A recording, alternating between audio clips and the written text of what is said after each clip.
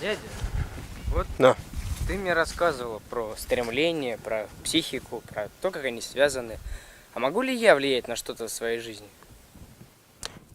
Хорошо, давай обсудим эту тему. То, что ты сказал, это достаточно известный вопрос о свободе воли. Так его называют. То есть, по сути, это и есть вопрос о том, можешь ли ты при помощи своих мыслей, своих решений, намерений как-то что-то изменять, влиять на события, которые с тобой происходят, да? Вот, я дам на него ответ, исходя из того, что я уже рассказывал. Как помнишь, я рассмотрел человека в виде предмета или системы, состоящей из множества элементов.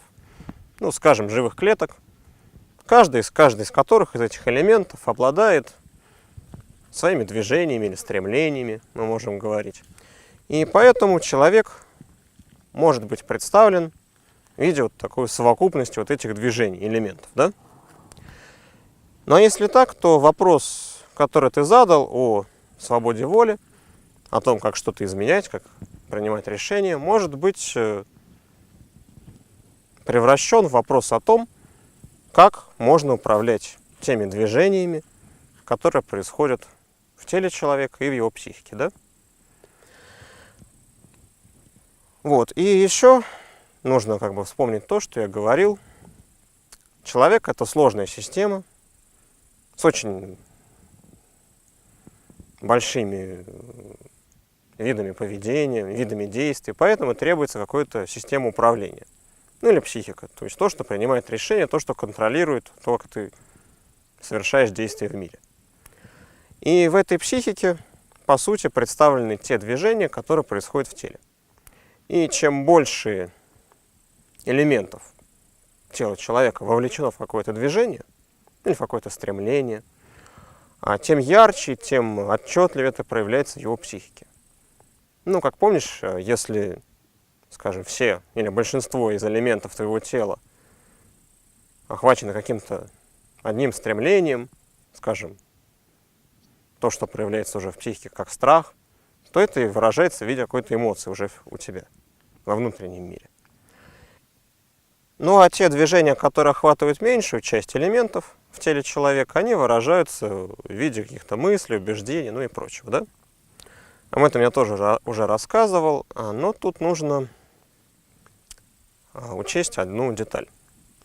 По всей видимости, те элементы, которые ответственны за появление какой-то мысли или убеждения одного, вот доля этих элементов или их участие во всем теле человека, его совокупности очень мала, по всей видимости. Ну, потому что думаем мы при помощи головного мозга, как известно, и в нем может совершаться очень много мыслей, и если бы движение вот этих элементов головного мозга, то, что происходит у нас в голове на уровне тела, если бы это отражалось в нашей психике точно так же, как и по тому же принципу, что и как отражаются эмоции, чувства, то они просто не могли бы попасть в нашу психику, потому что они очень малую часть занимают.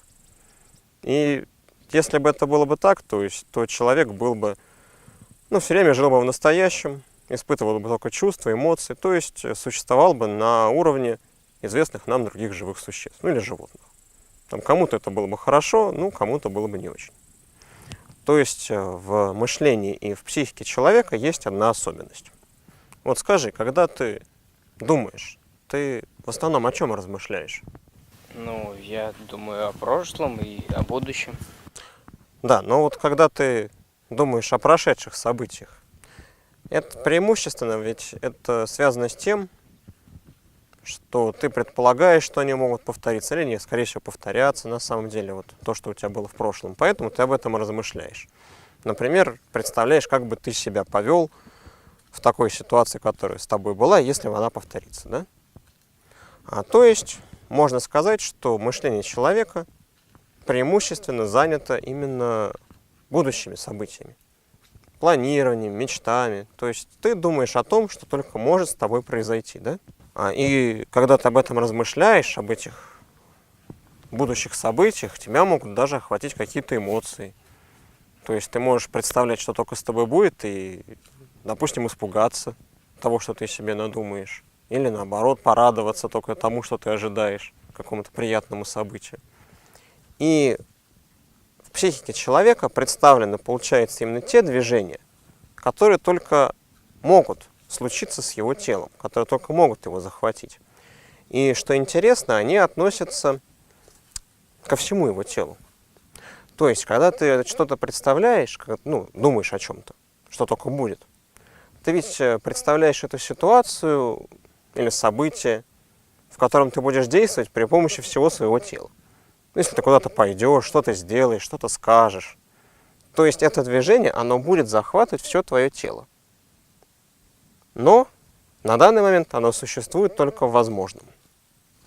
И благодаря вот этому факту, вообще такой особенности или способности человека представлять только возможные движения в своей психике, у него и есть возможность оказывать влияние на происходящие с ним события. Как именно это происходит, это вопрос частных наук, поэтому я вдаваться в него не буду.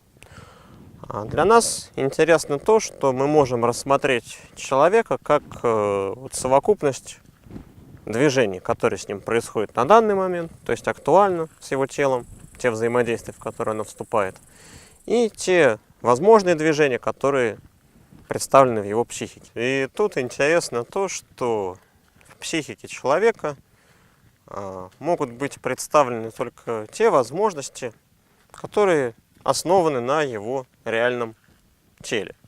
То есть, скажем, если ты думаешь о том, как ты будешь летать как птица, или даже совсем без крыльев, то на самом деле ты понимаешь, что это мечты или иллюзия, и что люди так не летают.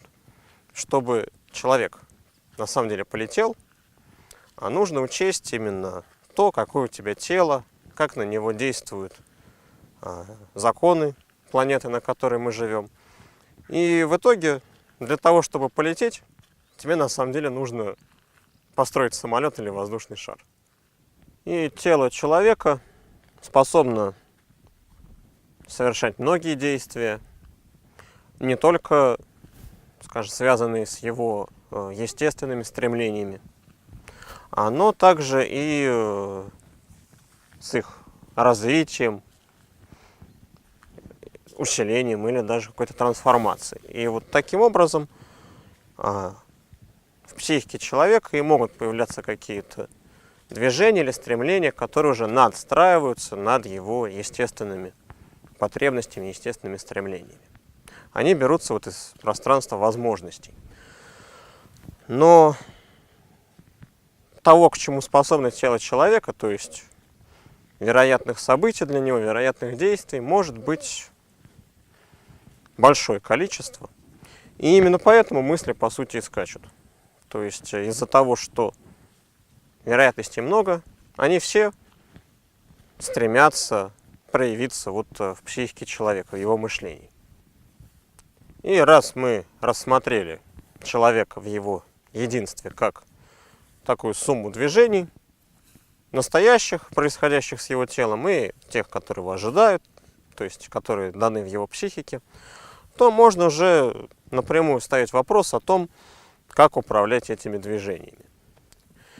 Здесь нужно учитывать то, что на тело человека и на его психику постоянно еще оказывается воздействие извне, то есть со стороны окружающего мира. Там на твое тело действует сила гравитации, сила атмосферного давления, ветер в конце концов дует. На твою психику также оказывается воздействие. Помнишь, что я рассказывал про то, как создается какой-то тип мировоззрения у человека, путем его включения в общество, в какой-то коллектив. И это тоже нужно учитывать. Это все различные типы и различные виды движений или стремлений, когда они уже становятся внутренними. И здесь нужно учитывать еще то, что движение имеет такое свойство, как продолжительность, или инерцию. Вот, например, когда ты быстро бежишь, ты можешь сразу остановиться? Нет, мне нужно как-то постепенно остановить. Да, потому что движение любое на самом деле стремится продолжаться. И это верно как к движениям тела, так и к психическим движениям. Поэтому точно так же, как ты постепенно останавливаешься, когда ты после того, как ты быстро бежишь, то также и изменять, скажем, происходящее в твоей психике, то есть те движения, которые там даны, которые там скачут, тоже можно только постепенно, но при помощи постепенного, но постоянного приложения какого-то усилия. Как именно осуществляется такой контроль происходящего в твоей психике, это подробно описано в психологии, и поэтому я вдаваться не буду. Если есть желание, там можно посмотреть все эти техники конкретные, методики, это все подробно разобрано. Я только отмечу две важные, на мой взгляд, вещи, принципиальные. Во-первых, те возможности, которые у тебя есть, то есть то, о чем ты можешь думать, как о именно реальных вероятностях своих действий, то есть о том, что ты на самом деле сможешь совершить, оно основано на реальном, опять же, состоянии твоего тела. То есть в твоей психике, по сути, допустимо только то, к чему способно твое тело на данный момент.